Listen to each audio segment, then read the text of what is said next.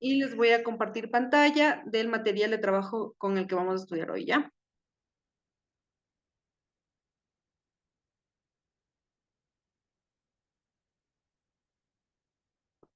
Ya, chicos, me avisan, porfa, si se puede observar el material, ¿ya? ¿Ya? No se ¿Se ve puede? bien. ¿Ahí? ¿Sí? Sí, Miss. Ya, gracias, Fernando. El día de hoy vamos a ver una clase más que todo de apoyo para que ustedes puedan mejorar el hecho de que hagan los cuadros sinópticos y ese tipo de cosas, chicos. Vamos a empezar con el cuadro sinóptico, ¿no? Es un tipo de esquema que se elabora al seguir los pasos que acabamos de ver. Sin embargo, formalmente se caracteriza por presentar una distribución gráfica mediante llaves, sistema de que favorece la memoria visual. Observen los resultados. Ya, esta clase es la continua de la clase anterior, ¿no? De lo que habíamos visto. En caso de Ariana, por si acaso tú tienes las clases grabadas, donde puedes observar todas las clases desde el momento en que iniciamos, ¿no? Ya, chicos, esta es la continuación de la clase anterior. Entonces, en este momento vamos a hablar sobre el cuadro sinóptico. Ya, como podíamos ver, es un tipo de esquema que es unido por llaves, etcétera, etcétera. Hablábamos de un ejemplo que es las actividades económicas se dividen en tres grandes sectores, primario, secundario y terciario. Eso estábamos viendo en el ejemplo también de la clase anterior. Al cuadro sinóptico también lo podemos presentar en forma de tabla. Observe este ejemplo. Ya, chicos. Aquí, estos dos, donde dice las actividades económicas y donde dice en el mundo existe cerca de 86 millones de mujeres, estos son ejemplos, ¿no? Referentes. Esto no es un cuadro sinóptico, esto no es un cuadro sinóptico de su tipo, ¿no? Esto es como un concepto que se les da como ejemplo y lo que representa esto en el cuadro sinóptico es acá. Este es el cuadro sinóptico por llaves, chicos. Y el de acá es un cuadro sinóptico. Como se dice la palabra, es un cuadro. Entonces, vamos a leer un poco del ejemplo para que ustedes puedan observar de lo que se trata. Las actividades económicas se dividen en tres grandes sectores, primario, secundario y terciario. El sector primario comprende la agricultura, la explotación forestal, la ganadería y la pesca.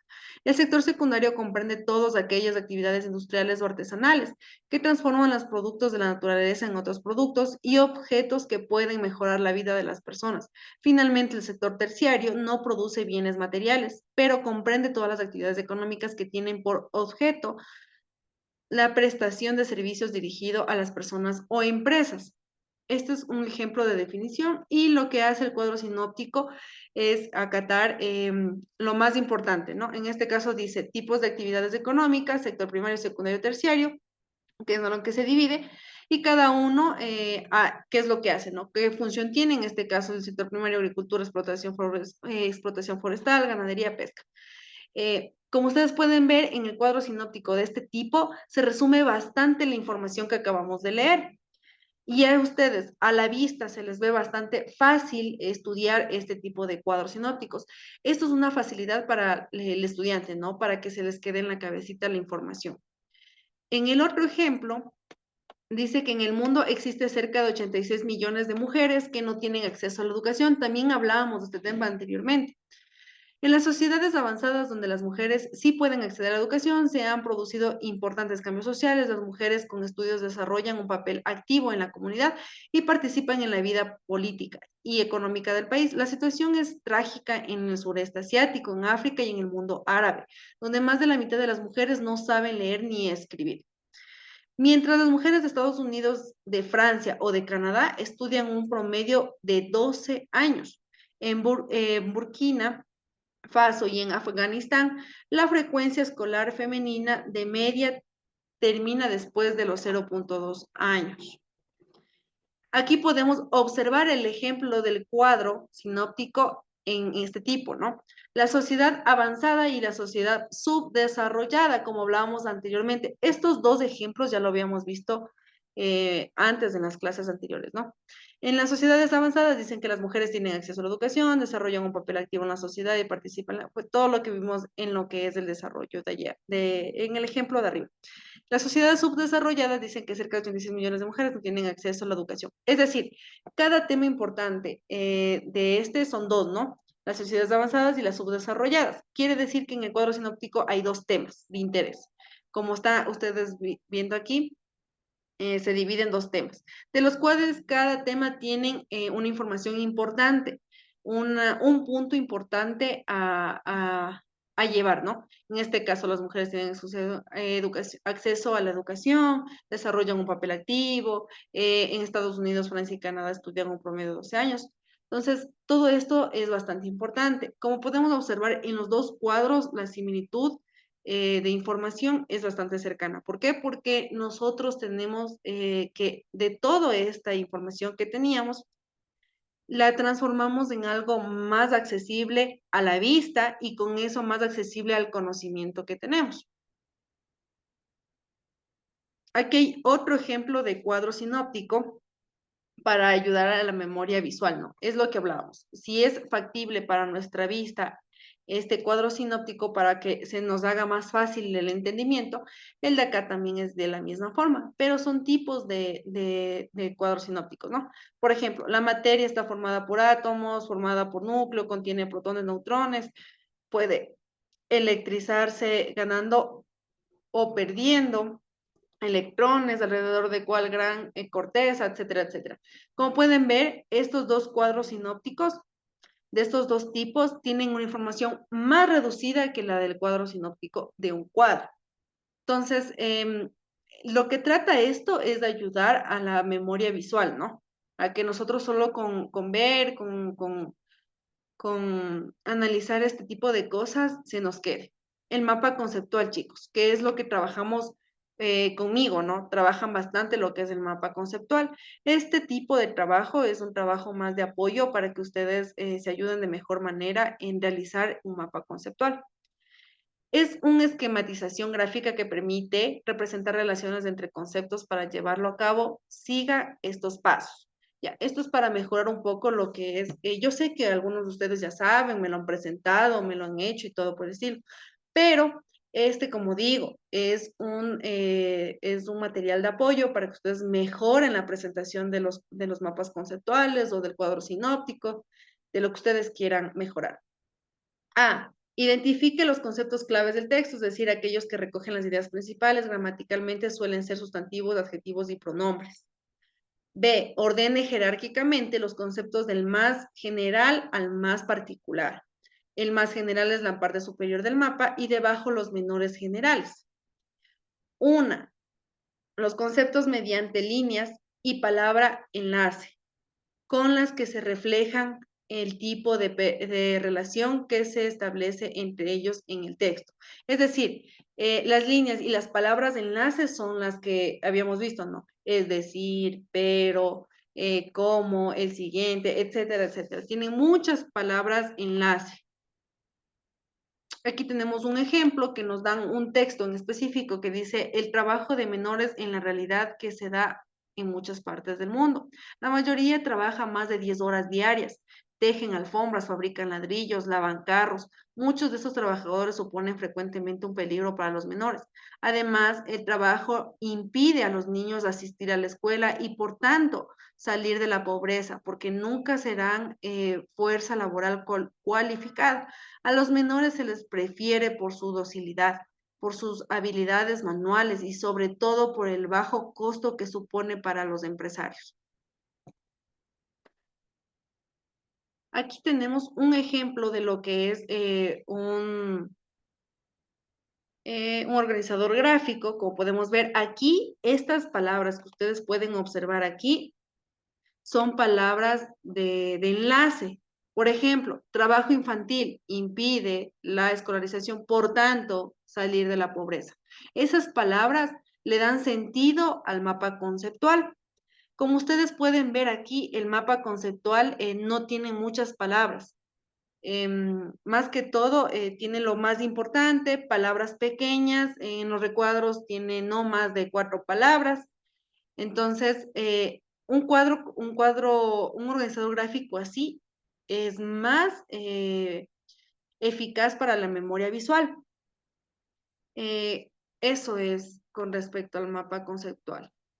Vamos a las escrituras de los textos periodísticos, chicos. como yo les explicaba, esta parte de arriba era como un material de apoyo. Vamos a hablar sobre el tema también de la escritura de textos periodísticos. La noticia en este caso. Las personas tienen un interés natural por conocer aquello que sucede a su alrededor. La noticia es un subgénero periodístico de información que difunde los sucesos que ocurren en nuestro entorno y afectan a la sociedad en su conjunto. Este es un ejemplo de la noticia, ¿no? De una noticia que se dio alguna vez. Lean la noticia y observen los elementos destacados. Vamos a leer, chicos, ¿ya? Fernanda, ayúdame con los dos primeros puntos, ¿ya? Ya mis Alex Quiñones se convierte en el artista más veloz en la historia de los Juegos Sudamericanos. La tarde de este jueves 17 de junio de 2028 ganó la medalla de oro en la final de los 200. 2029 metros planos impuso récord de competencia. Ya, como podemos observar aquí, hay tres partes ya. El titular, los subtítulos y la entrada, ¿no? La entrada es esta. Vamos ahora con el cuerpo de texto que le da más sentido a la noticia. Vamos leyendo la primera parte, María. Donde dice el velocista, me. Sí, el velocista ecuatoriano.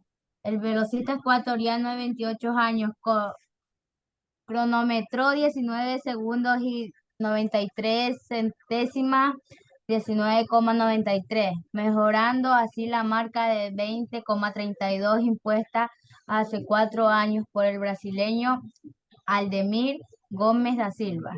Con el triunfo de Quiñones, séptimo en los Juegos Olímpicos de Londres 2012. En la misma prueba, Ecuador sumó 24 metales dorados en damas. Ángela Tenorio alcanzó este jueves 7 de junio la presea de plata en la final de los 200 metros planos tras ser superada por la brasileña Victoria Silva Rosa. Ya. El otro párrafo, Matías Cabrera, sí puedes leerle.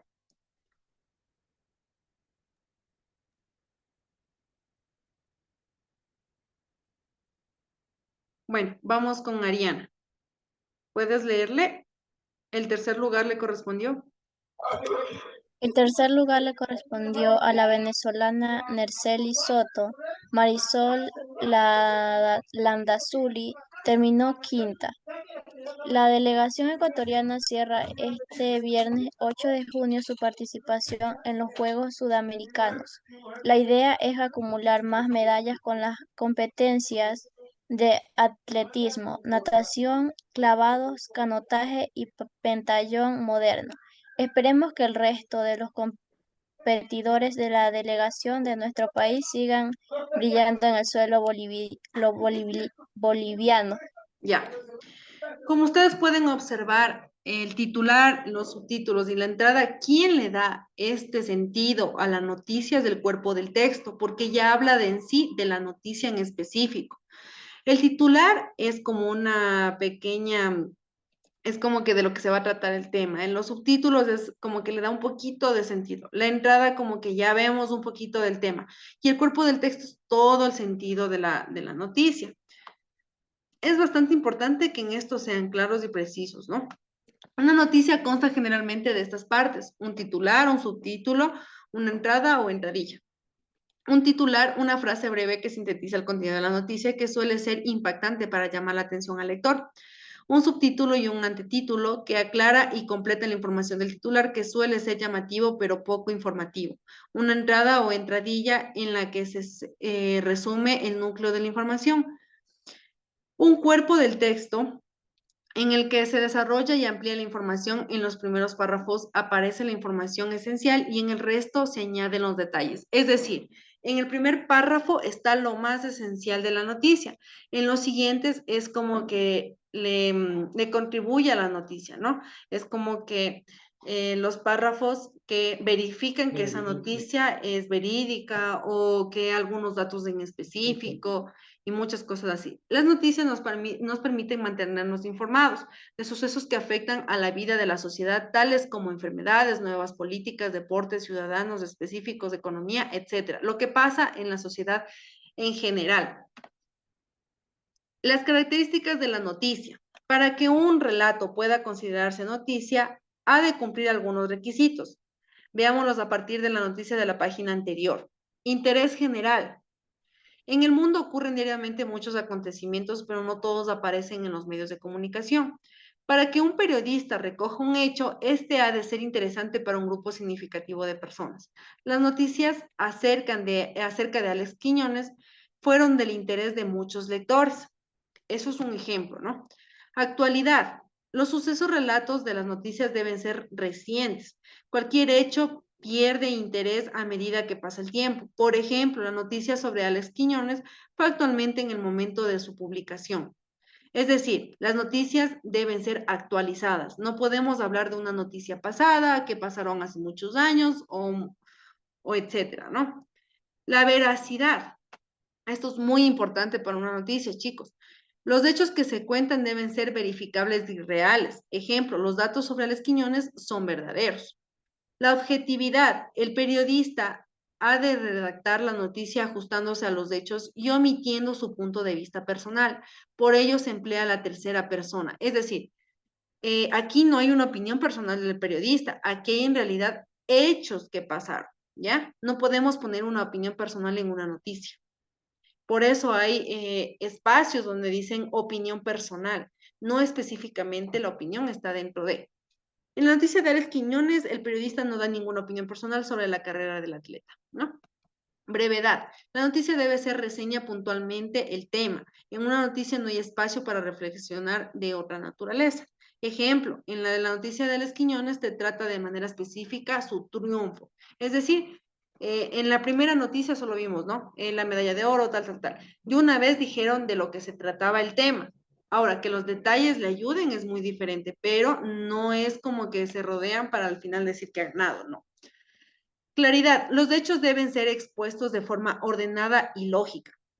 Las noticias recogen hechos actuales y de interés general y se difunden en los medios de comunicación.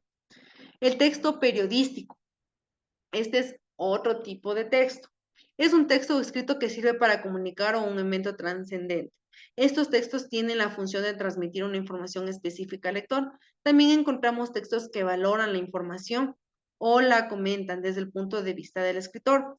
Los textos periodísticos tienen objetivos determinados, pueden informar, interpretar o entender. Para informar encontramos las noticias, los reportajes, mientras que para la opinión podemos encontrar los artículos de opinión o las críticas. A los primeros los conocemos como géneros periodísticos y a los últimos como géneros de opinión.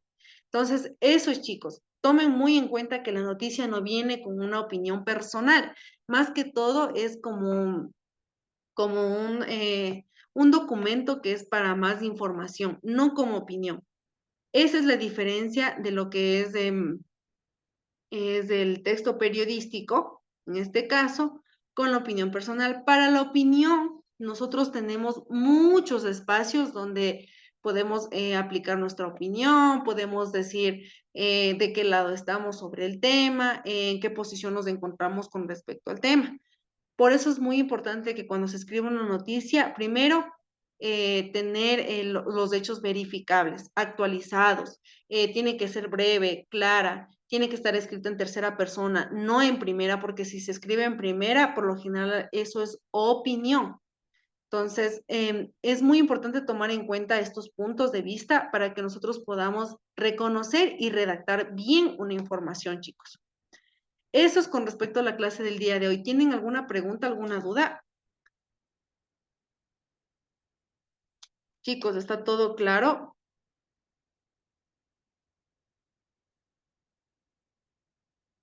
Bueno, no hay preguntas, no hay dudas, chicos. Espero que esté súper claro. Por favor, suban las tareas a tiempo. Las actividades de clase ya están colgadas en la plataforma, chicos, ¿ya? Que tengan un excelente día. Espero que esta información sea de mucha utilidad para ustedes.